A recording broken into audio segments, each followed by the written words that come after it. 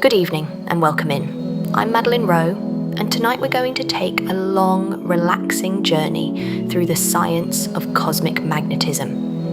And if you enjoy these calm, evidence-based case files, please subscribe, and there'll be another one waiting for you soon. There are forces in the universe that introduce themselves with impact, flame and noise, and others that do their work almost entirely by arrangement. Cosmic magnetism belongs to that second kind. It does not usually arrive as a bright object you can point to and name. Rather, it reveals itself by the way plasma turns, by the way radio waves twist, by the way particles travel or fail to travel in straight lines, by the way a galaxy keeps some of its structure and loses some of its ease. It is present around stars and within galaxies, inside clusters and perhaps out through the sparse filaments that connect them. And it's one of those quiet agents that can shape a scene without ever stepping fully into the light.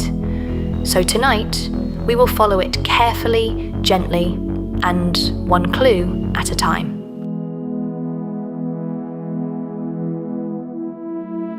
Back in my office, the desk lamp has gathered a small circle of light around a notebook, a pencil, and an old magnetic clip I use to keep loose pages from drifting apart.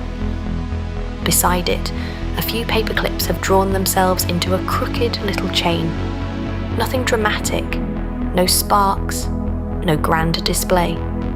Just ordinary objects betraying the presence of something invisible that has persuaded them into a pattern. That, more or less, is how cosmic magnetism enters the record. Not by announcing itself, but by showing us what begins to align when a field is present. When astronomers speak about magnetic fields in the cosmos, they are not speaking about some minor decorative property of space. They are speaking about a basic feature of astrophysical environments, wherever electrically charged particles are free to move. Much of the visible universe is made not of tidy solids or simple gases, but of plasma. Matter so energetic that electrons and ions move separately rather than remaining locked together in neutral atoms. In plasma, magnetic fields matter. They guide motions, resist others, store energy, redirect charged particles, and link events happening on one scale to consequences appearing on another. That matters because the universe is full of plasma. Stars are plasma. The gas between stars is often ionized plasma. The gas inside clusters of galaxies is plasma. Jets from active galactic nuclei are plasma. Shocks from supernovae move through plasma.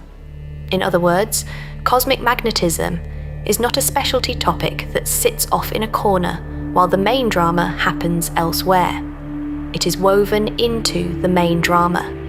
It belongs to the environments where stars form, where cosmic rays are accelerated, where galaxies blow matter into their halos, where black holes launch jets, and where the large-scale structure of the universe develops its long, filamentary architecture.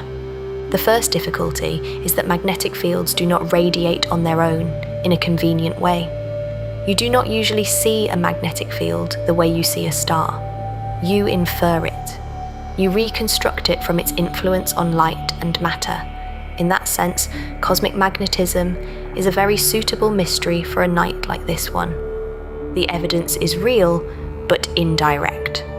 The field itself remains hidden, and so astronomers have had to become specialists in fingerprints, distortions, and side effects. One of the most important fingerprints is synchrotron radiation. If a fast electron moves through a magnetic field, it does not simply continue in a straight line. The field bends its path. In many astrophysical settings, huge populations of relativistic electrons spiral around magnetic field lines and emit radio waves as they do. That radio emission is called synchrotron radiation. It is one of the main reasons radio astronomy has become so central to the study of cosmic magnetism. When astronomers detect diffuse radio glow from a galaxy, a halo, a jet, or a cluster, they are often seeing the combined signature of fast-charged particles and magnetic fields acting together. But synchrotron emission does more than simply announce that magnetized energetic particles are present. It is also polarized. That means the electric field of the radio wave is not oriented randomly in every direction. Instead, it carries a preferred orientation, and that preferred orientation contains information about the field structure in the emitting region. In simple terms, polarization gives astronomers a way to ask whether the field in some source is tangled, partly ordered, highly ordered, compressed by a shock, stretched by an outflow, or shaped by a larger coherent pattern. That does not mean the answer is ever effortless. An ordered-looking pattern on the sky does not always mean a perfectly coherent magnetic field. Sometimes tangled fields can be made to look more organized if compression or shear lines them up in a preferred direction. Sometimes several emitting layers lie on top of one another along the same line of sight. Sometimes turbulence scrambles the signal before it reaches us. So even at this first step, cosmic magnetism is already doing what it does best, telling the truth indirectly with enough complexity to demand patience. Then there is Faraday rotation, one of the great workhorses of the field. If linearly polarized radio waves pass through magnetized plasma, the plane of polarization rotates. The amount of that rotation depends on the wavelength of the light, on the density of free electrons along the path, and on the component of the magnetic field pointing along the line of sight. This is extremely useful because it turns intervening plasma into something like a transparent but measurable medium. Light passes through it, but the polarization angle is twisted on the way. From that effect comes the quantity known as rotation measure, or Rm. In essence, Rm packages together the integrated contribution of electron density and line of sight magnetic field along the path between source and observer. If the conditions are simple enough, the polarization angle changes linearly with wavelength squared, and the slope of that relation gives the Rm. It is a beautifully economical idea. An invisible field leaves its mark not by glowing, but by rotating the orientation of a wave that was already on its way to us. Yet once again, the universe rarely presents its evidence in the simplest possible form. Sometimes, the source that emits the radiation is also mixed together with the plasma that rotates it. Sometimes several magnetized regions contribute at different depths along the same line of sight. Under those conditions, a single Rm is no longer the whole story. Astronomers then speak of Faraday depth and of a spectrum of contributions from different regions rather than one neat number that describes everything. This is where techniques such as rotation measure synthesis or Rm synthesis become so important. By observing polarized emission across broad bandwidths and many frequency channels, astronomers can begin to separate different Faraday components and recover something closer to a three-dimensional sense of the magnetized medium along the line of sight. It is not true tomography in the medical sense, but it is a remarkable step in that direction. Instead of asking only whether a field exists, one begins to ask where different magnetized structures sit relative to one another in depth. Low radio frequencies are especially powerful here because Faraday rotation grows with wavelength squared. A weak magnetized plasma that might leave only a subtle effect at higher frequency can produce a more noticeable rotation at long wavelengths. That is one reason instruments like LOFAR became so exciting for cosmic magnetism. Wide bandwidths matter too, because they let astronomers resolve different Faraday structures, and avoid mistaking a layered, complicated medium for a single, clean screen. The observational lesson is simple, even if the technical execution is not. If the universe is going to whisper, you need both sensitivity and patience to hear the whole sentence. There is another complication worth lingering over because it captures the tone of the whole subject. Polarization can be lost as well as gained. If different parts of a source rotate the polarization by different amounts, or if a telescope beam averages over regions with different field directions, the tidy signal can partially cancel itself out. This is called depolarization, and it means that absence of strong polarized emission does not necessarily mean absence of magnetic structure. Sometimes it means the structure is too tangled, too layered, or too internally busy to present a single clean orientation. In cosmic magnetism, even the missing pieces have to be interpreted with care. That is one reason broadband observations are so valuable. At one frequency, a source may look nearly unpolarized, while across a wide frequency range, it begins to reveal how the signal is being scrambled, thinned, or rotated internally. A field that is invisible to one observing setup may become inferable with another. The evidence changes not because the universe has changed, but because the question has finally been asked with the right combination of sensitivity, spectral coverage, and patience. Few sciences reward methodological humility quite so consistently as this one. The Milky Way is one of the first places where this patient listening becomes personal. We are not viewing our galaxy from a polite external distance. We are inside it, embedded within its gas, dust, stars, cosmic rays, and magnetic field. That makes the Milky Way difficult to map cleanly, but also uniquely valuable. We can use pulsars, which sit at known distances inside the galaxy, as partial probes through the magnetized medium. We can use extragalactic radio sources as background beacons shining through the full galactic foreground. We can compare starlight polarization, dust polarization, synchrotron maps, and rotation measures, stitching together a model from multiple lines of evidence.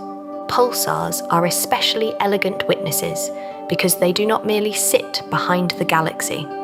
Many of them live inside it at distances that can be estimated independently.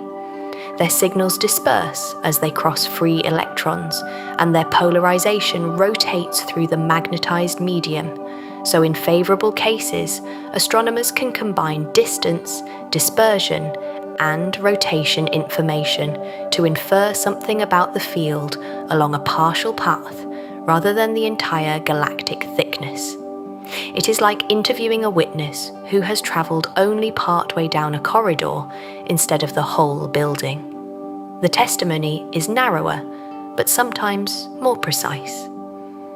Extragalactic radio sources play the complementary role. Their light has crossed the whole Milky Way before reaching us, and so they give the integrated foreground effect of our own galaxy superimposed on whatever lies beyond. By comparing large samples of these background sources across the sky, astronomers can map broad trends in galactic Faraday rotation and identify regions where the foreground is especially strong, structured, or turbulent. The Milky Way becomes at once both an object of study and a foreground complication for every deeper investigation. What emerges is not a trivial picture. The magnetic field of the Milky Way appears to include large-scale ordered components that roughly follow the spiral structure, but it also includes reversals, halo components, vertical structures, and turbulent fluctuations on many scales. There are arguments over exactly where reversals occur, how many there are, and how best to describe the field in 3 dimensions.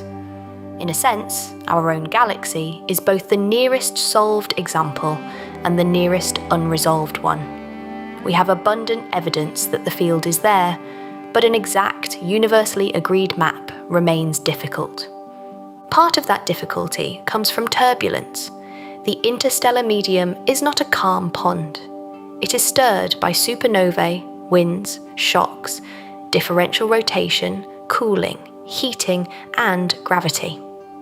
Turbulent magnetic fields may be comparable in strength to the more regular large-scale field, and perhaps stronger in some regions. On smaller scales, neutral hydrogen filaments, dust structures, and radiopolarization gradients all suggest that the field interacts intimately with the texture of interstellar matter. So the Milky Way is not merely magnetized. It is magnetized in layers, on scales, and with a degree of disorder that has to be treated as part of the evidence rather than as an inconvenience to be subtracted away. To understand why the Milky Way remains such a stubborn magnetic map, it helps to remember that no single kind of observation gives the whole field at once. Astronomers are not handed one neat instrument that measures strength, direction, scale, and depth all together. They have to combine witnesses. Some testify about the field projected across the sky. Some respond mostly to the line of sight component. Some work best in diffuse gas, some in dense clouds, some in regions rich with relativistic electrons, and some only where the geometry and signal are unusually kind. What makes galactic magnetism difficult is not that the evidence is absent. It is that the evidence arrives in partial dialects, each one accurate within its own limits and incomplete beyond them. One of the gentlest of these witnesses is ordinary starlight. Dust grains in the interstellar medium are not perfectly spherical, and under the right conditions, they tend to align in relation to the magnetic field. When starlight passes through such aligned grains, some orientations of the light are absorbed more efficiently than others, leaving the transmitted light weakly polarized. The effect is subtle, but over wide areas of sky, it becomes a way of tracing the field direction projected on the plane of the sky.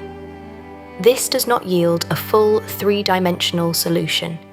It does not even guarantee a simple interpretation in every region. But it does give a remarkable thing, a way to see the broad alignment of magnetic structure in places where radio observations are not the only voice available. Dust can also speak in emission rather than absorption. The same aligned grains that polarize background starlight radiate thermally, especially at infrared and sub-millimeter wavelengths, with a polarization pattern of their own. In practice, this means the cold, dusty structures threaded through the Milky Way can be mapped not only by where they block or redden light, but by the orientation of their emitted polarized glow. The two approaches are complementary. Starlight polarization depends on having suitable background stars, and tends to sample relatively nearby or cumulative paths in particular directions. Dust emission can reveal the broader texture of the field over larger regions, though once again it is integrating structure along a line of sight that may contain many layers. The result is not a photograph of one clean magnetic skeleton. It is something more like a layered X-ray, where coherent features emerge from a busy superposition. Then there is Zeeman splitting, one of the rare techniques that can offer a more direct grip on magnetic field strength along the line of sight. In the presence of a magnetic field, certain spectral lines split in a way that depends on the field strength. In astronomy, this is not always easy to measure, because the effect can be small, and the line broadening from other causes can be troublesome. But in selected environments, especially denser regions and some Mars sources, Zeeman measurements provide something precious. Not just evidence that a field exists, but an estimate of its line of sight strength in a specific place. It is a more demanding witness than broad polarization surveys, and it cannot be used everywhere. But where it works, it adds an anchoring fact to a landscape otherwise built from more indirect inferences. What emerges from all of this is a kind of layered interview process. Pulsars give partial paths through the galactic medium. Extragalactic radio sources give full foreground integrated paths. Synchrotron emission tells us where relativistic electrons and fields are working together. Polarization tells us something about order and orientation.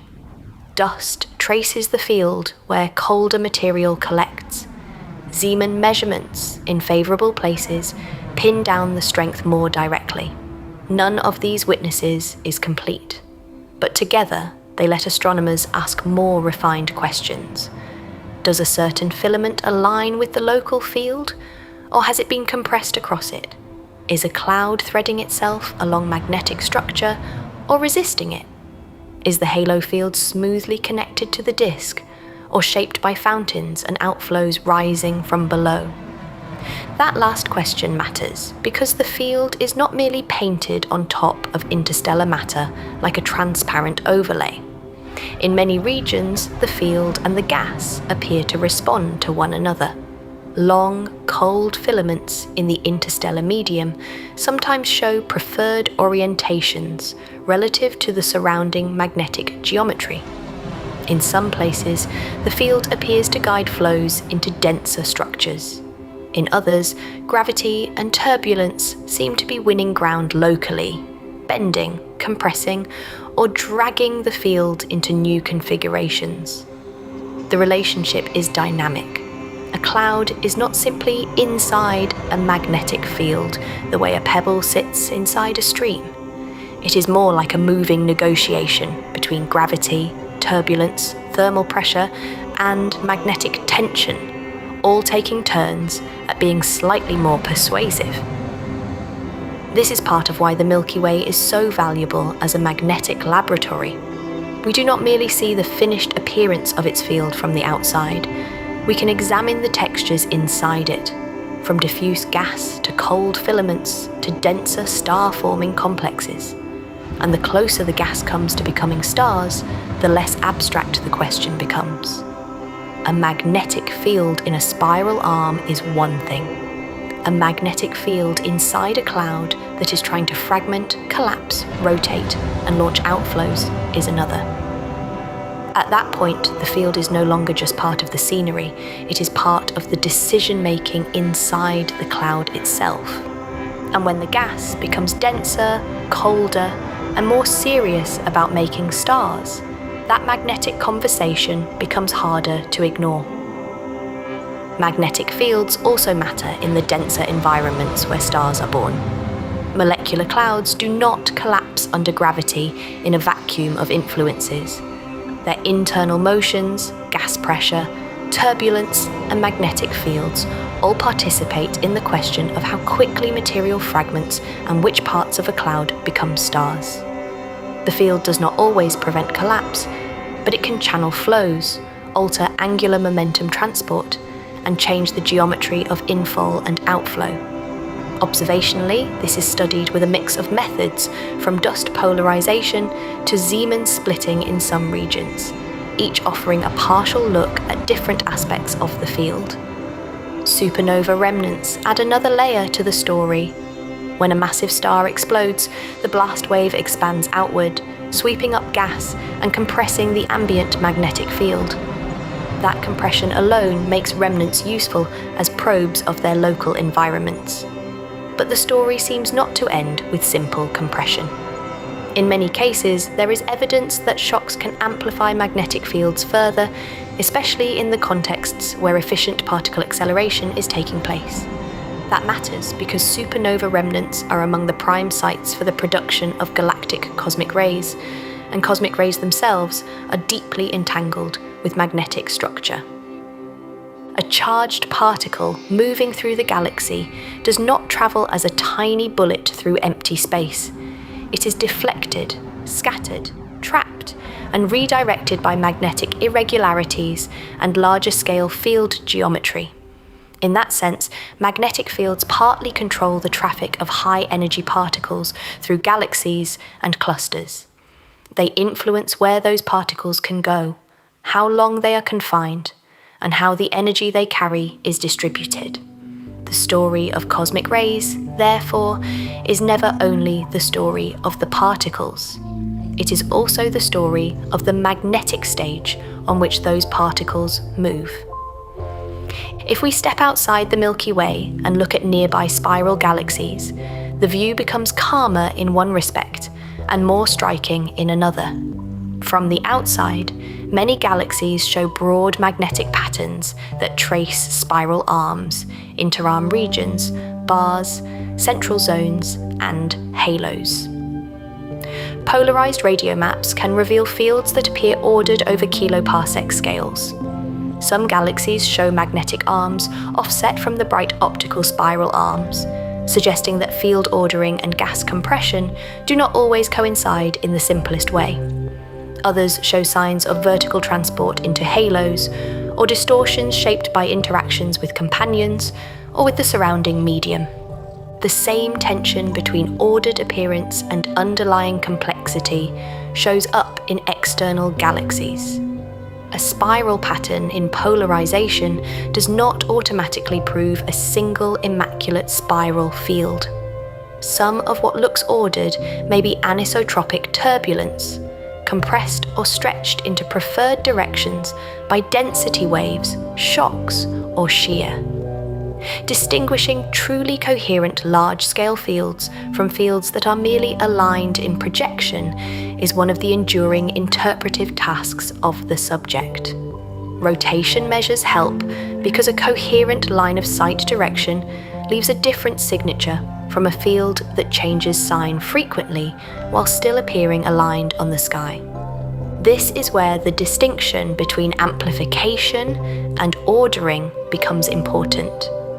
Turbulent processes can grow magnetic energy quickly on small scales, but the beautiful, coherent-looking large-scale patterns seen in galaxies seem to require some further organization. Mean field dynamo theory is one of the central frameworks here. In broad terms, differential rotation and helical or cyclonic motions can convert kinetic energy into larger-scale ordered magnetic structure. The details are mathematically rich and observationally subtle, but the guiding idea is elegant. A rotating, conducting galaxy can take disordered seed fields and gradually build patterns with preferred geometry. That gradual part matters. A small-scale dynamo can act quickly, but building a coherent galactic-scale field is generally slower. Some estimates place the emergence of micro-Gauss strength fields in young galaxy disks fairly early, while true large-scale ordering across an entire galaxy may take much longer. That means observations of magnetic fields at substantial redshift are not just a curiosity, they become a test. If young galaxies already possess strong and well-ordered fields too early, then some standard timing arguments for galactic dynamos may need help from stronger seeds, faster amplification, or additional transport processes. Halos around galaxies may be part of that help.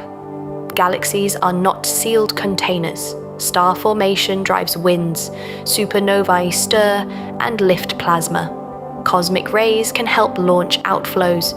Tidal interactions and ram pressure can pull matter into tails and streams. Magnetic fields can be carried with all of this. Radio halos around edge-on galaxies show that magnetized material extends above and below disks. In some cases, outflows appear to be moving plasma and field into the circumgalactic environment, where the border between galactic and intergalactic magnetism becomes less a sharp line and more a broad transition. External galaxies are especially useful because they let astronomers step back from the cluttered inside view we have of the Milky Way and examine magnetic structure in a calmer, more architectural way. Seen from the outside, a galaxy can reveal where the field follows spiral structure, where it crosses gas lanes, where it rises into the halo, and where it seems strongest not in the bright star-forming arms themselves, but in the quieter spaces between them. That last point is one of the most elegant in the subject. In several galaxies, polarized radio emission suggests the presence of what are often called magnetic arms, organized structures that sit partly in the interarm regions rather than simply tracing the brightest optical spiral pattern. That matters because it hints that field ordering is not just a passive response to where stars happen to be forming most intensely at the moment. It suggests there are dynamical processes, including differential rotation and large-scale dynamo behavior, that can maintain or build ordered structure even where the eye does not first go looking for it. Bars complicate the picture in productive ways. In barred spiral galaxies, gas does not drift in neat circular calm. It is funneled, shocked, sheared, and redirected by the bar's gravitational influence. Magnetic fields in these systems can appear stretched along dust lanes, compressed along shocks, or redirected into central regions where inflow becomes more intense. The beauty of barred galaxies, from the magnetic point of view, is that they show field geometry responding to a more forceful version of galactic traffic. They make the invisible lines easier to infer because the gas is being asked to take more abrupt turns. Where matter is compressed, the field may strengthen and align. Where shear dominates, the field may be drawn into long, coherent-looking structures. Once again, the field is not floating passively above the dynamics. It is entangled with them. Edge-on galaxies offer another kind of clarity. When a spiral galaxy is tilted so that we see its disk from the side, the magnetic field above and below the plane can become much easier to recognize. In several such galaxies, radio polarization reveals large-scale halo structures with an X-shaped appearance. The exact balance of causes is still discussed, but the broad implication is hard to miss. Outflows, galactic rotation, turbulent diffusion, and large-scale dynamo processes are all likely participating in carrying and shaping magnetized plasma beyond the thin stellar disk. The disk is not the whole magnetic story. Matter rises, the field rises with it, and the halo becomes an active magnetic environment in its own right. Those halo structures are especially interesting because they tie magnetism to feedback. Star formation is not merely a local business of turning clouds into stars. Massive stars blow winds, explode as supernovae, inject turbulence, accelerate cosmic rays, and help drive material into the halo. If magnetic fields are carried upward in those flows, then every star-forming galaxy becomes, over time, a kind of export system, gradually sharing magnetized plasma with its larger environment. This idea helps bridge the conceptual gap between fields observed in disks and fields inferred in halos, or even beyond them. A galaxy does not have to be punctured by one dramatic event to spread magnetic structure outward. It can do so through countless ordinary episodes of feedback accumulated over cosmic time. Interactions between galaxies make the field more expressive still. When galaxies pass close to one another, tidally disturb one another, or move through dense cluster environments, gas can be stretched into tails, stripped into streams, compressed on one side, and shocked along new fronts. Magnetic fields respond visibly to these insults. Polarization maps in interacting systems often show enhanced ordering along compressed edges or elongated structures following stripped material. In cluster environments, ram pressure can act almost like a wind tunnel, pushing gas and field together on the leading side of a galaxy while drawing magnetized material away behind it. For a quiet topic, cosmic magnetism becomes surprisingly dramatic once galaxies begin bothering one another. There is also a more statistical relationship between magnetism and galactic life that is worth lingering over. Star-forming galaxies often show a close connection between their radio emission and their infrared emission. The details involve cosmic rays, dust-heated starlight, magnetic fields, and star formation activity. And the relation is not a trivial one, but the broad impression is that galaxies with more vigorous star formation tend also to be stronger radio synchrotron emitters. In part, that is because the same massive stars that heat dust and power infrared luminosity also end their lives as supernovae, which inject cosmic rays and turbulence into magnetized environments. The field, the particles, and the star formation history begin to look less like separate accounting columns and more like interdependent terms in the same long equation. Of course, one must be careful. A bright synchrotron glow does not translate into a perfect field strength measurement without assumptions. Observers often use equipartition-style estimates that relate cosmic ray and magnetic energy densities, but the assumptions are not exact, and they may vary from system to system. Even so, the overall picture remains persuasive. Galaxies are not simply luminous islands that happen to contain magnetic fields. Their star formation, turbulence, cosmic rays, and outflows all seem to participate in building and maintaining magnetic structure on scales from the central disk to the surrounding halo.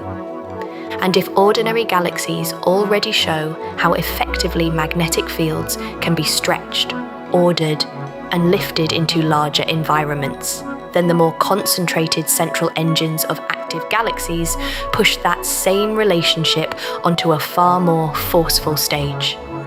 Then there are active galactic nuclei, where supermassive black holes and their accretion systems make magnetic fields impossible to ignore. Jets are magnetized structures from the start. Their launching, collimation, and stability all involve magnetic processes. Once formed, those jets carry field outward across distances far larger than the host galaxy itself, inflating lobes, shocking surrounding gas, and injecting energy into the wider environment. Polarization observations of jets and lobes provide a direct window into this structure, while Faraday rotation probes the plasma in and around them. Clusters of galaxies add another scale. The hot intracluster medium is a vast reservoir of ionized gas, and it is magnetized. In clusters, magnetic fields contribute to pressure support, influence thermal conduction, shape turbulence, and interact with merger shocks and radio relics. They also affect how cosmic rays are stored and reaccelerated. Rotation measures through cluster environments can be large, and diffuse synchrotron structures can reveal widespread magnetization on scales that would have seemed extravagant if galaxies alone were the only concern. By the time one reaches cluster scales, it becomes difficult to pretend that cosmic magnetism is merely local decoration. It has become part of the architecture. Clusters deserve a slower look because they are not just large containers of hot gas. They are weather systems on scales so vast that ordinary intuition tends to fail. The intracluster medium is thin by everyday standards, but across the huge dimensions of a cluster, it becomes a major physical environment. Hot, ionized, turbulent, and threaded with magnetic fields that influence how energy moves through it. When clusters merge, the gas does not simply combine quietly.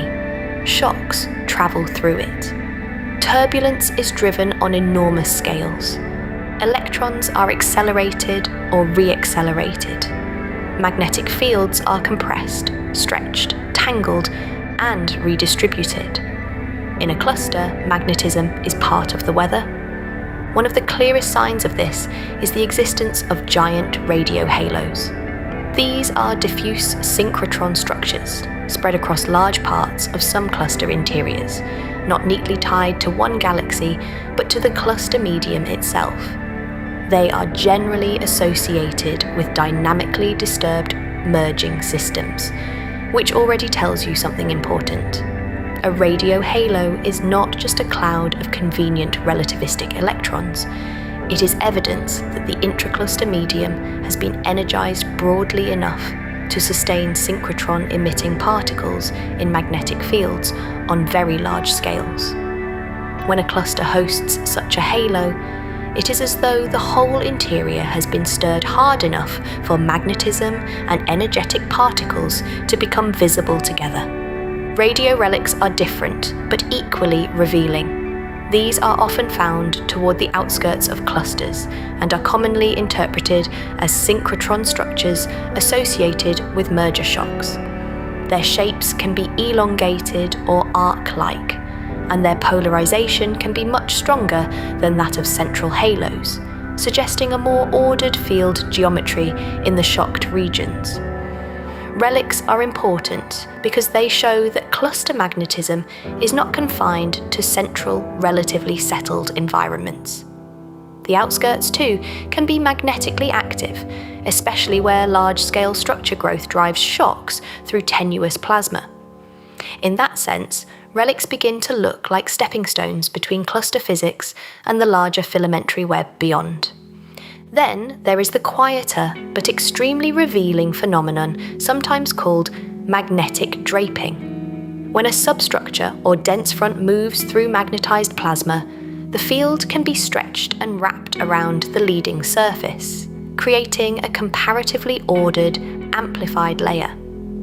In clusters, this may happen around moving gas fronts or infalling structures.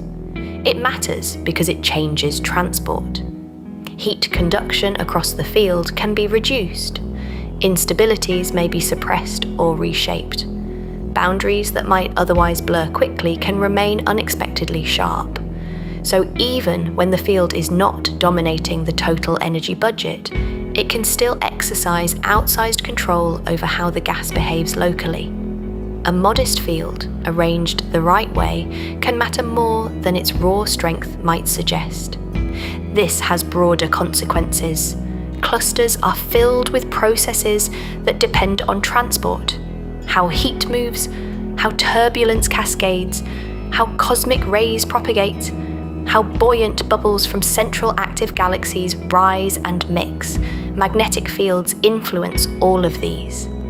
In some systems, radio-emitting bubbles blown by a central active galactic nucleus rise through the intracluster medium and appear to drag or reorganize magnetic structure around them. In others, merger-driven turbulence may be the more important organizer. The cluster becomes a place where feedback from black holes, large-scale gravitational assembly, and plasma microphysics all meet in the same airless room. There have also been especially intriguing cases where diffuse radio emission appears in the bridge region between nearby clusters or along the larger structures connecting them. These detections are challenging and not always simple to interpret, but they are important because they hint that the magnetic story may not stop cleanly at the nominal edge of a cluster. Instead, it may extend into the intercluster environment, where the density drops and the cosmic web begins to feel less theoretical and more observational. A bridge of faint synchrotron emission between massive systems is never just a pretty extra. It is a suggestion that turbulence, shocks, relativistic particles, and magnetic fields are all present in the connective tissue between the brightest nodes. That connective tissue is where the scale of the mystery shifts. Inside a galaxy, you can imagine outflows and dynamos doing much of the work. Inside a cluster, you can imagine mergers, shocks, and AGN feedback magnifying the field's role. But once magnetism seems to persist in the regions between the major structures, you are forced to ask a wider question. Are we seeing fields that were exported from galaxies and clusters into the surrounding medium? Are we seeing amplification during the formation of filaments themselves? Or are we encountering environments that were seeded much earlier and have carried that inheritance forward all along. By the time you arrive at the outskirts of clusters and the faint bridges between them, the transition to the wider cosmic web no longer feels like a leap. It feels like the next room in the same building, and still the case expands. Beyond galaxies and clusters lies the great diffuse territory of the cosmic web.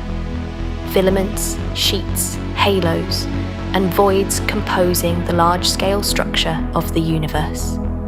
Theory suggests that magnetic fields should inhabit this web as well, but the evidence is far harder to secure. Here, the gas is thin, the fields are weak, and the signals are small. Yet this is exactly where the deepest origin questions become most urgent.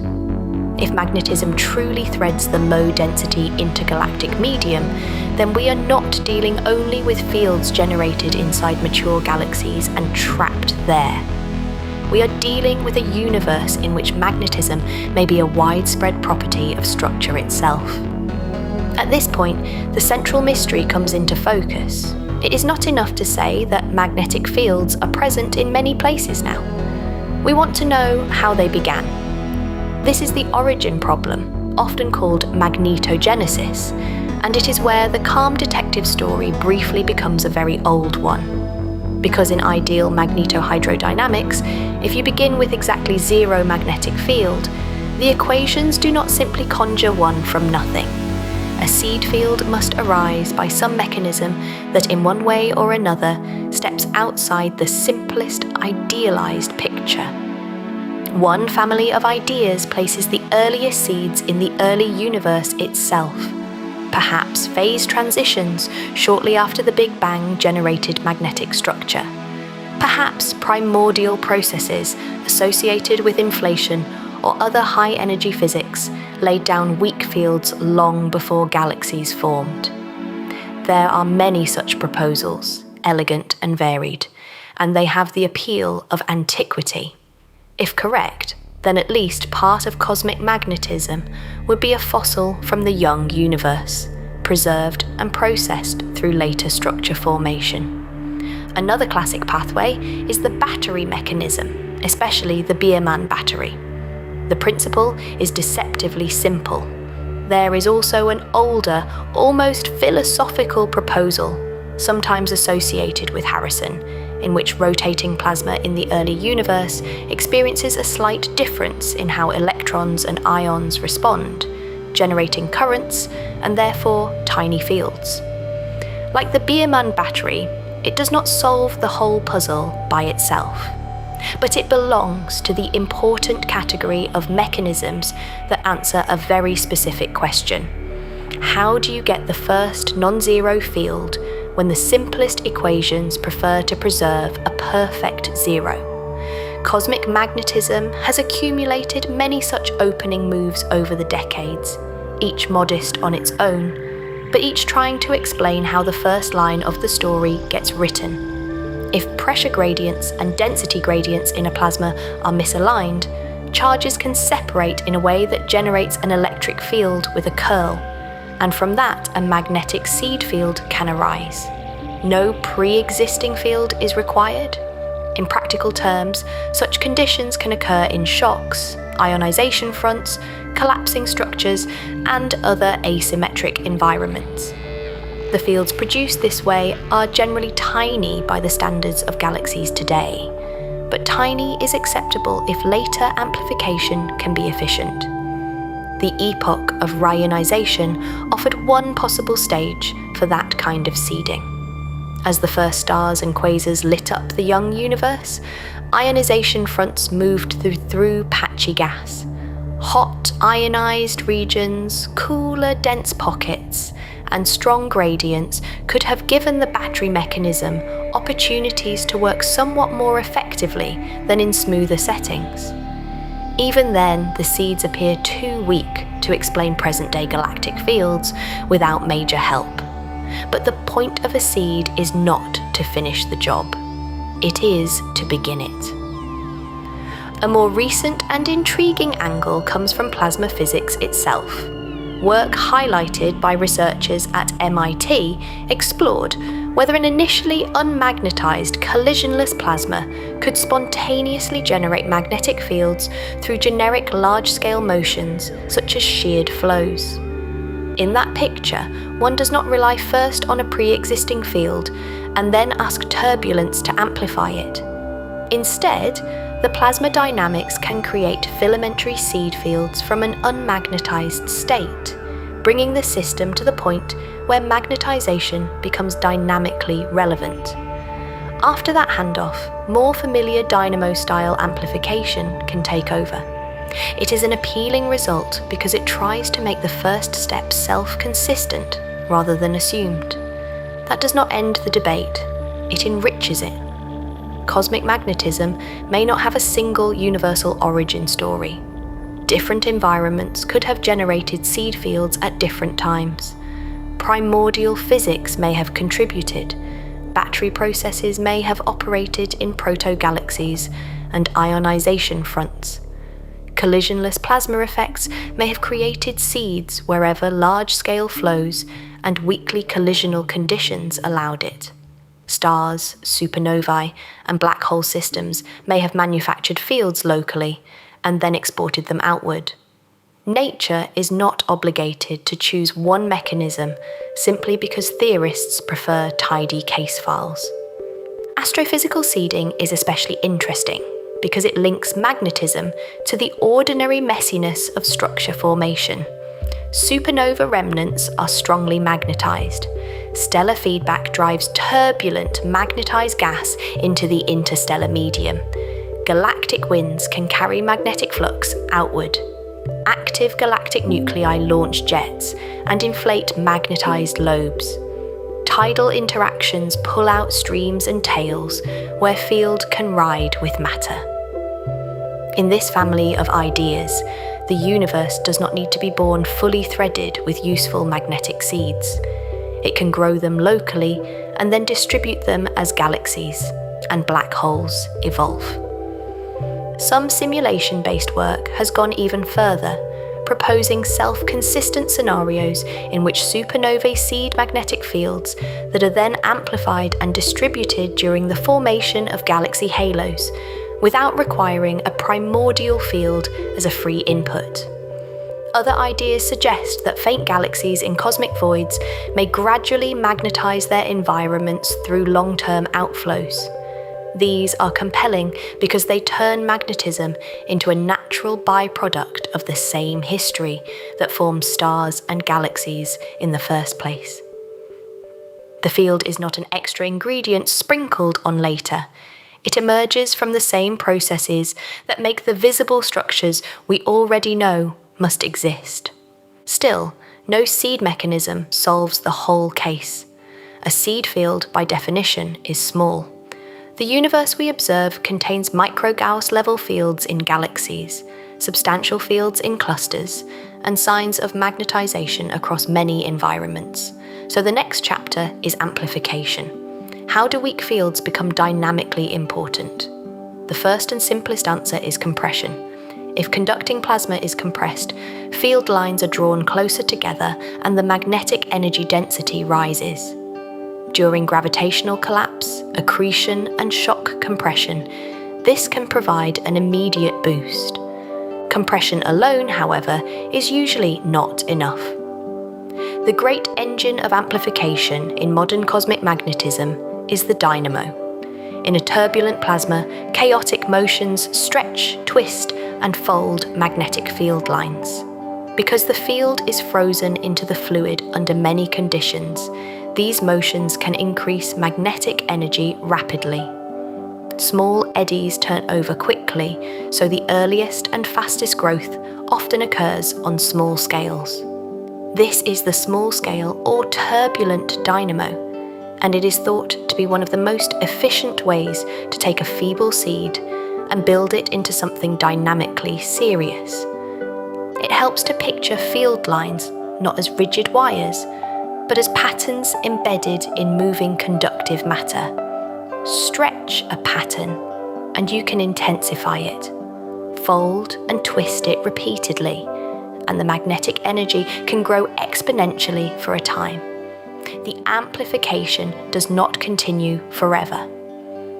In some descriptions, this early growth is so efficient that the seed field soon becomes less important than the conditions of the flow doing the amplifying. A seed is still necessary, but once turbulence begins stretching and folding field lines quickly enough, memory of the exact initial amplitude can fade. What matters then is whether the environment supplies conductive plasma, vigorous motions, and enough time before dissipation or back reaction limits further growth.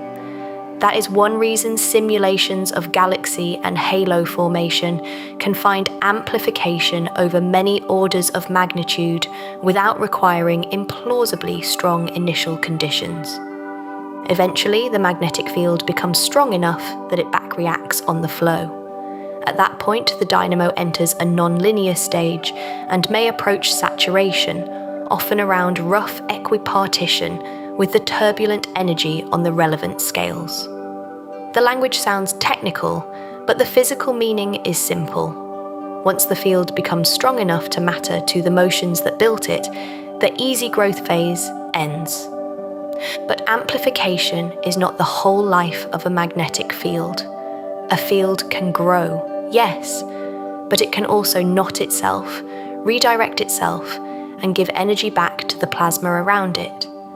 That is where magnetic reconnection enters the story. In simple language, reconnection is what happens when magnetic structures are pushed together and their topology changes, allowing field lines that were arranged one way to break and rejoin in another. The result can be the rapid conversion of magnetic energy into heat, bulk motion, and accelerated particles. It is one of the great release valves in magnetized plasma, and without it, the universe would risk becoming more tangled than its own dynamics could comfortably sustain. The phrase field line can make this sound too mechanical, as though the plasma were filled with literal threads being cut and retied by tiny, invisible fingers. But the physical idea is more fluid than that. Magnetic structure in a conducting plasma stores tension and pressure. If that structure is driven into a configuration that cannot remain stable indefinitely, the system can rearrange itself. Energy that had been stored magnetically may then appear as heating, turbulence, outflow, or particle acceleration. We know this dramatically from solar flares, but the principle is not confined to the sun. Reconnection is expected to matter in accretion flows, jets, the interstellar medium, and likely in cluster and cosmic web plasmas as well, wherever field topology is driven hard enough into conflict with itself. This matters for cosmic magnetism because amplification alone would otherwise give a misleading picture.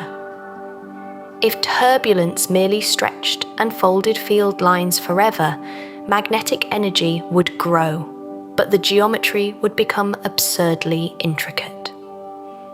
Real plasmas do not permit infinite tidy folding with no consequences. Dissipation, diffusion, and reconnection all participate in determining what sort of magnetic structure survives, what scale it occupies, and how effectively it couples back to the surrounding gas. In that sense, reconnection is not an interruption to the magnetic story. It is part of the way the story remains physically livable. There is also a close relationship between turbulence and reconnection. Turbulence creates a maze of fluctuating magnetic structures, current sheets, and compressed interfaces. Reconnection, in turn, can occur at many of those sites, feeding energy back into the flow and altering how field lines wander through the plasma. Some modern pictures treat the two less as separate episodes and more as a conversation. Turbulence helps create the conditions for fast, distributed reconnection, and reconnection helps determine how a turbulent magnetic medium releases stress and rearranges itself. The old image of a clean field growing smoothly and then sitting there politely is not the right one. A real astrophysical field is always being worked on. That has consequences for transport. If field lines remain highly tangled, charged particles may be scattered and confined differently than they would be in a more ordered geometry. Heat may flow efficiently along the field while struggling to move across it. Cosmic rays may escape one region slowly and another more easily, depending on how ordered the field is and how turbulent its irregularities are. Reconnection and field line wandering both affect those pathways. So when astronomers talk about magnetic fields shaping star formation, influencing jets, or altering the thermal behavior of cluster gas, they are often talking about geometry and topology as much as raw strength. It is also why equipartition language should be used gently. One often hears that magnetic energy may approach rough equipartition with turbulent energy, or with cosmic ray energy in some environments, and this can be a useful rule of thumb. But nature is rarely required to distribute energy with bookkeeping level neatness everywhere at once. Some regions will be more magnetically dominated than others. Some shocks may temporarily amplify the field above the local average. Some halo or jet environments may retain strong ordered components, while nearby diffuse gas is more tangled and modest. Saturation, in practice, is not a single universal ceiling with one clean number attached to it. It is a family of endings to the easy growth phase, shaped by local conditions. There is a broader, almost philosophical value in adding reconnection to the picture. It reminds us that cosmic magnetism is not just about how the universe acquires fields, but about how it manages them. A field is a store of structure. It holds information about past stretching, compression, rotation, and transport. But that information can be partly erased, partly reorganized, or partly translated into heat and motion. The field remembers, but not perfectly. Sometimes its memory is archived in large coherent patterns. Sometimes it is spent in a flare, a shock region, or a diffuse heating process. Either way, the field is not passive. It participates. And once amplification has reached the point where back reaction, rearrangement, and release all matter, the next question becomes larger than simple strength. The question is no longer only how much magnetic energy the plasma contains, but whether that energy can be organized into the broad, persistent structures astronomers actually observe. After that comes the question of order. A saturated, small-scale dynamo can produce strong fields, but not necessarily the broad, coherent geometries observed in spiral galaxies. For that, some combination of mean field dynamo action, differential rotation, shear, outflows, and perhaps inverse transfer of magnetic energy to larger scales appears necessary. This is one reason galactic magnetic structure is so informative. If we see a beautiful spiral magnetic pattern, we are not just seeing proof that fields exist. We are seeing evidence that time, rotation, and plasma dynamics have had enough opportunity to organize them. Mergers complicate this picture in productive ways. Galaxy mergers stir turbulence, drive shocks, reshape disks, and can amplify fields strongly in both galaxies and the surrounding medium. Cluster mergers do something similar on even grander scales, injecting turbulence and shock energy into hot plasma. So the hierarchical growth of structure may not merely transport pre-existing fields. It may also energize and amplify them repeatedly as larger systems assemble. Cosmic magnetism, in that view, grows partly through the same violent bookkeeping by which the universe builds large structures from smaller ones. Then there is distribution, the often underappreciated third act after seeding and amplification. Even if magnetic fields are created in stars, remnants, disks, or jets, how do they become widespread in halos, intracluster media, filaments, and perhaps voids? Outflows are one answer. Winds from galaxies can carry magnetized plasma far from disks. Jets from AGN can drag fields over megaparsec scales. Tidal stripping and ram pressure can spread field-bearing material into surrounding environments. As magnetized matter mixes with ambient gas, the field can become part of a larger medium than the one in which it was first intensified. Voids make this especially tantalizing. If even the emptiest large regions of the universe contain magnetic fields, then either extraordinarily early seeding took place, or magnetized material has reached farther than one might naively expect, or both. Observational hints of very weak fields in void-like environments have pushed this question into sharper focus, though the evidence remains challenging and interpretation dependent. But even the possibility changes the mood of the subject. The old image of magnetism as something confined to obvious luminous systems begins to give way to a broader possibility, that the spaces between the bright things are also part of the magnetic story. Which brings us back to observation, because the cosmic web is where ambition meets difficulty. Expected fields in filaments may be very weak compared with those in galaxies or clusters. The electron densities are low. Rotation measures from a single filament may be of order a fraction of a radian per square metre to perhaps around 1 radian per square metre in favourable cases, small enough that foregrounds, instrumental limitations, and source intrinsic contributions all become serious obstacles. The signal is not absent, it is simply delicate. The medium filling filaments is often described as warm-hot intergalactic plasma, hotter than a comfortable gas cloud, but far more rarefied than the interiors of galaxies or clusters. It is enough to rotate polarization slightly, enough to host shocks and turbulence from structure formation, and perhaps enough to preserve a record of how magnetism spread beyond luminous systems. But it is not generous to observers. The signals are faint, path lengths are long, and almost every measurement must disentangle foreground and background contributions before the filament itself can speak. If you wanted to look for a magnetized filament of the cosmic web in the most literal way, you might imagine pointing a very sensitive radio telescope at a long, faint bridge between clusters and waiting for the universe to offer a clean answer. Sometimes that sort of patience is rewarded, more often it is not.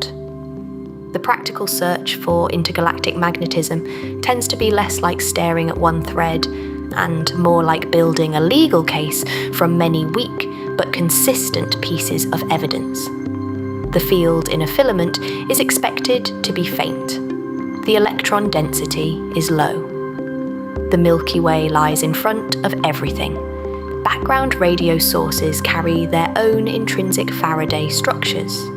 Instruments contribute noise and systematics.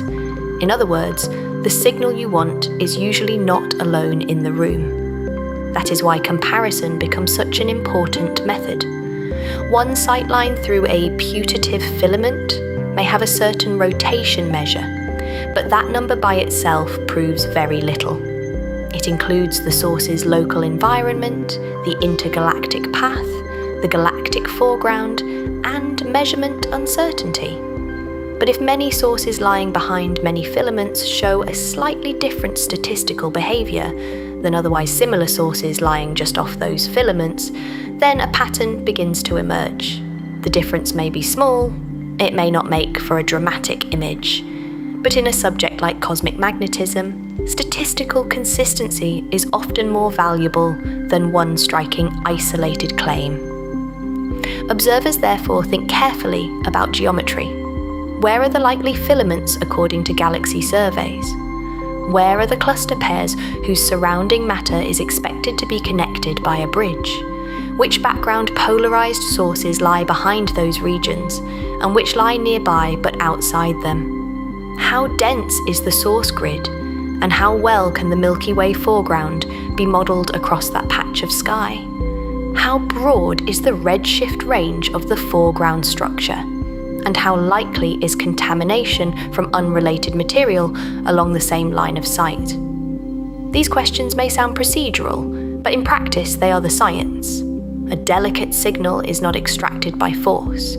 It is extracted by refusing to ask it a sloppy question. Stacking has become one of the most natural strategies for this reason. If one bridge between two clusters is too faint to characterize securely, many bridge candidates can be aligned statistically and averaged. Noise that is random tends to diminish. A feature that is physically associated with the selected structures has a better chance of surviving the average. The same logic applies to rotation measures, diffuse radio emission, or even X-ray and Sunyaev-Zeldovich traces of the intervening gas. No single bridge needs to carry the whole burden of proof. The population carries it together. Diffuse synchrotron searches provide a complementary path. Rather than relying only on background sources whose polarization is rotated by intervening plasma, observers can also look for the filament or bridge itself to glow faintly if shocks or turbulence have accelerated electrons there in the presence of magnetic fields. This is difficult because the surface brightness can be extremely low and foreground subtraction is unforgiving. But when such emission is hinted at in intercluster regions, it becomes a different kind of clue from Faraday rotation. Instead of a foreground medium twisting background light, the medium itself is radiating.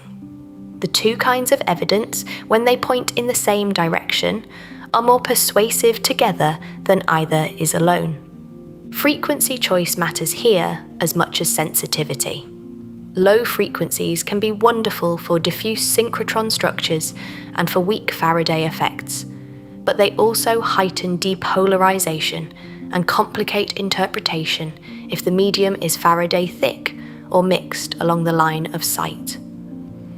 Higher frequencies can preserve polarization more cleanly in some environments, but lose sensitivity to faint steep spectrum emission. Wide bandwidths help bridge this divide. They let astronomers measure how polarization behaves across frequency, test whether the emission is being internally scrambled, and avoid mistaking a complicated magnetized path for one tidy rotating screen. In a search, this delicate spectral behavior is part of the evidence, not just an observing detail. Foreground removal is its own discipline. The Milky Way contributes rotation measure structure on many angular scales, and in some regions of sky, that foreground can vary enough to mimic or obscure subtler intergalactic signals. That means cosmic web studies often depend on having enough surrounding sightlines to characterize the foreground locally, rather than assuming it is smooth. Even then, one must worry about source intrinsic contributions. Some polarized radio galaxies carry Faraday structure generated near the source itself, entirely unrelated to the foreground filament one hoped to study. Large samples help here too. Intrinsic complexity becomes less crippling when averaged over many sources, especially if careful selection and modelling reduce the noisiest cases. There is also the matter of restraint. Because the desired signals are small, null tests are essential. Do the same methods produce a similar detection in random sky regions where no filament should exist? Does the signal vanish or weaken when the geometry is scrambled artificially? Does it persist across independent frequency ranges, instruments, or analysis pipelines? In a field this subtle, skepticism is not the enemy of discovery. It is the method that allows discovery to survive first contact with other experts. What makes the coming generation of observations so exciting is not merely that the telescopes are bigger or more sensitive, though they are. It is that they transform the search from a sparse anecdotal exercise into a dense mapped one. With enough background sources, enough bandwidth, enough sky area, and enough care, the question changes from can we catch one filament behaving magnetically to can we measure how magnetized environments vary across many kinds of large-scale structure? That is a much stronger question, and a much more answerable one. This is why next-generation surveys matter so much. LOFAR opened an important low-frequency window, especially for weak fields and diffuse emission. At long wavelengths, even modest Faraday effects can become measurable, and faint extended structures in halos, clusters, and perhaps intergalactic regions come within reach. The challenge, of course, is that low frequencies also bring stronger depolarization and ionospheric complications. But difficulty is not failure. It is just the price of listening to a fainter part of the universe. The Square Kilometre Array and its precursors and pathfinders push the story further. One of the great promises of the SKA is the creation of extraordinarily dense grids of extragalactic rotation measures across the sky. Instead of having a sparse set of background probes, astronomers would have millions, perhaps tens of millions of them. That changes the nature of the question. A filament or halo that might be impossible to characterize from one or two chance sightlines becomes statistically accessible when thousands of nearby lines of sight can be compared. Density of sampling becomes a scientific instrument in its own right. There is a pleasing symmetry here. The same Faraday rotation that complicates the interpretation of individual galaxies becomes, at large sample size, a way to probe the space between galaxies. The same line-of-sight integration that once seemed like an obstacle becomes useful when repeated millions of times across different environments. A method developed to recover layered structure in one context becomes a statistical tracer of large-scale structure in another. Cosmic magnetism often advances this way, by turning former nuisances into new instruments. Deep polarization surveys also let astronomers examine how magnetic properties evolve across cosmic time. Star-forming galaxies, radio galaxies, and active nuclei at significant redshift can be studied through their polarized synchrotron emission, through their Faraday depth structure, and through the impact of intervening plasma along the way. The broad bandwidths planned for these surveys help distinguish Faraday thin and Faraday thick behavior, making it possible to ask not only whether distant galaxies were magnetized, but how ordered their fields were, how turbulent their internal media were, and what sort of environments surrounded them. That has consequences for the origin problem. If very young galaxies at high redshift already show strong synchrotron emission or substantial ordered fields, then the available time for standard large-scale dynamo organization may be uncomfortably short. Perhaps the seeds were stronger than expected. Perhaps turbulent dynamos and outflows did more early work than some models suppose. Perhaps multiple mechanisms collaborated. Observations of distant magnetized systems are thus not merely a census, they are a clock, and the clock can challenge theory by showing that the field matured faster than anticipated. Active galactic nuclei at high redshift form another frontier. Their jets are luminous beacons whose polarized radiation can probe both intrinsic magnetic structure and the denser environments of the early universe. The earliest radio galaxies may have lived in surroundings where the interstellar and intergalactic media were denser than today, altering depolarization and Faraday behavior. A sufficiently sensitive, wideband polarization survey can therefore do two things at once: probe the magnetized jets themselves and probe the surrounding matter through which their emission travels. And yet, some of the cleverest advances in cosmic magnetism may come not from looking harder at single spectacular objects, but from treating magnetism statistically. This is a very modern turn in the story, and one of my favourite ones because it feels so appropriately patient. A single rotation measure is an integral. It adds together the contributions of the source, the Milky Way, intervening halos, filaments, and whatever else lies between. That is useful, but also frustrating. The total is real, while the decomposition is elusive. One recent idea is to cross-correlate large catalogues of extragalactic rotation measures with galaxy surveys. Instead of asking what one source tells us, one asks what a whole population of sightlines tells us on average as a function of separation from foreground structure. There is a subtle difficulty here though. Rotation measure can be positive or negative depending on field direction, so a direct RM galaxy correlation can cancel away. Taking the absolute value helps somewhat, but introduces its own biases. A more elegant proposal is to use RM squared. It also restores a kind of geometric honesty. A single source can be misleading because it packages an entire cosmic journey into one number.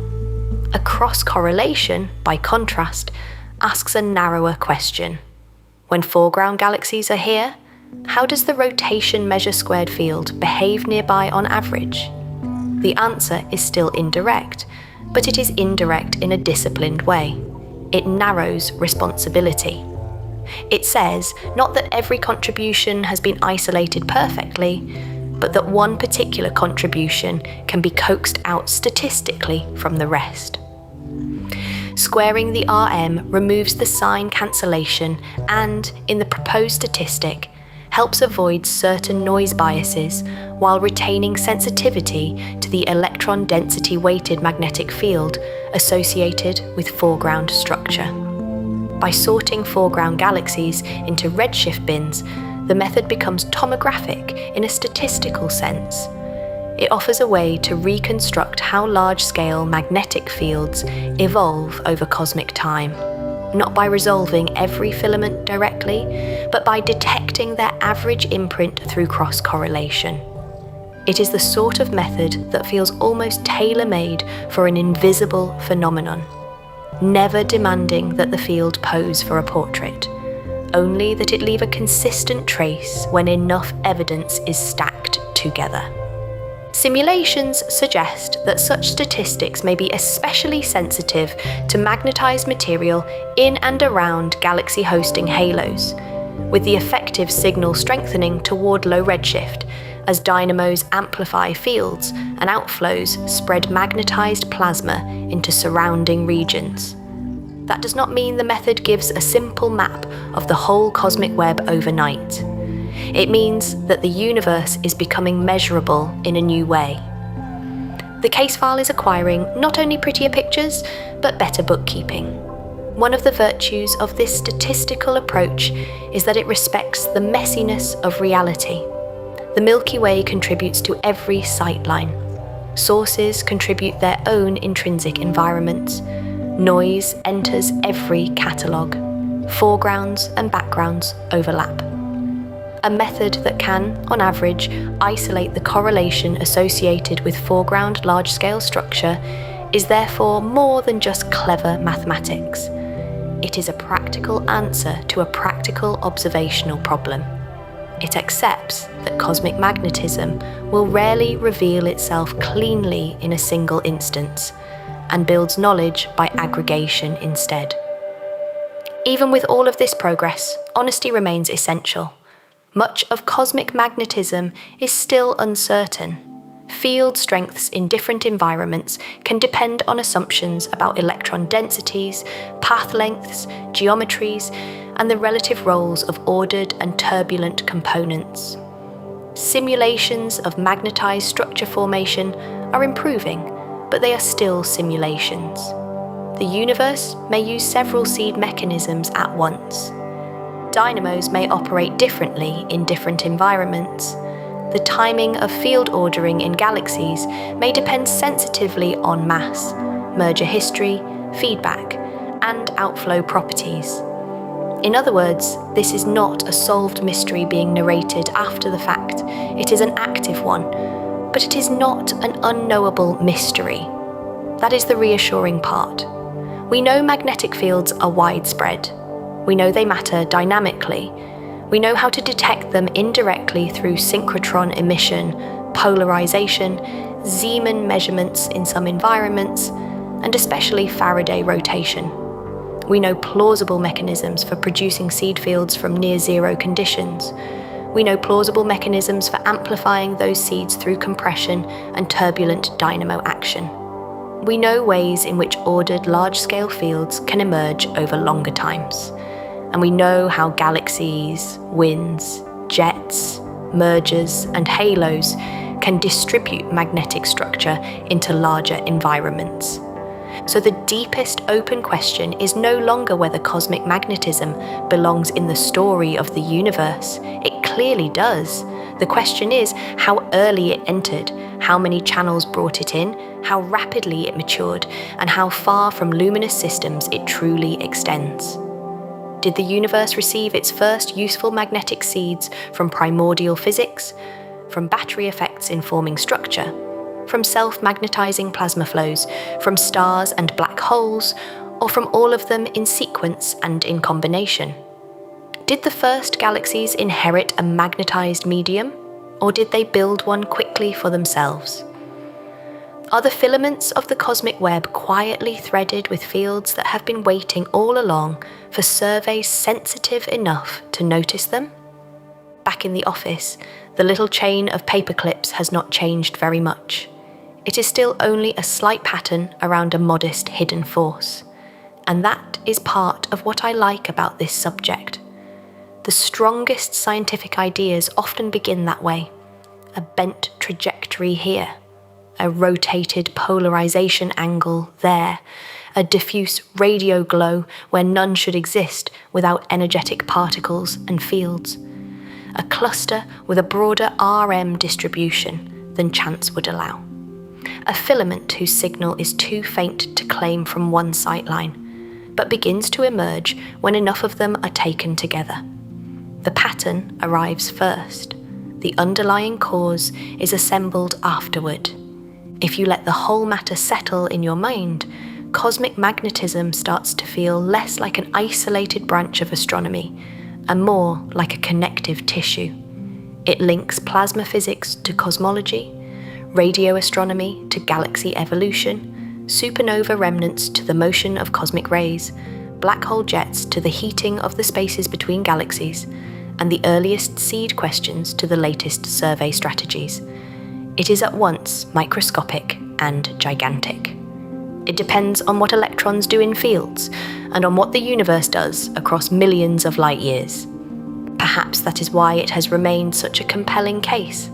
Invisible things have a habit of looking simple from a distance. Gravity seems simple until you ask how matter clumps across cosmic time. Magnetism seems simple until you ask how a universe that may begin with no useful field becomes a place where galaxies, clusters, and maybe the cosmic web itself carry magnetic structure as a matter of course. The closer you look, the more you find stages, transfers, handoffs, and competing explanations. Seed, amplify, order, distribute, detect, infer, revise. And tonight, the most restful truth may be that science does not require the entire answer in order to proceed with confidence. It requires good clues, careful methods, and the willingness to let a hidden thing remain partially hidden while the evidence improves. Cosmic magnetism has already yielded enough to tell us that the invisible is not empty, that quiet forces can shape enormous structures, and that radio waves arriving after journeys of millions or billions of years can still carry the record of a twist, a field, a passage through ionized space. So if you picture the universe now, you need not imagine it as a silent scatter of stars in blank darkness. You can imagine something subtler and truer, luminous islands immersed in plasma, stitched together by flows, shocks, winds, and filaments, all threaded to some degree by fields that do not shine for themselves, but alter the behavior of nearly everything around them. A magnetic universe is not a different universe from the one we already know. It is the same universe, seen with one more hidden structure carefully brought into view. And that is where I will leave the file tonight. The lamp is low, the pages are still, and the little chain of paper clips has held its quiet shape without needing to explain itself. Outside the window, the sky keeps its own counsel. Somewhere in that dark, radio waves are still crossing magnetized plasma. Polarization angles are still turning by tiny amounts, and fields we cannot see directly are still guiding matter into patterns that patient instruments will notice later. For now, that is enough. Good night.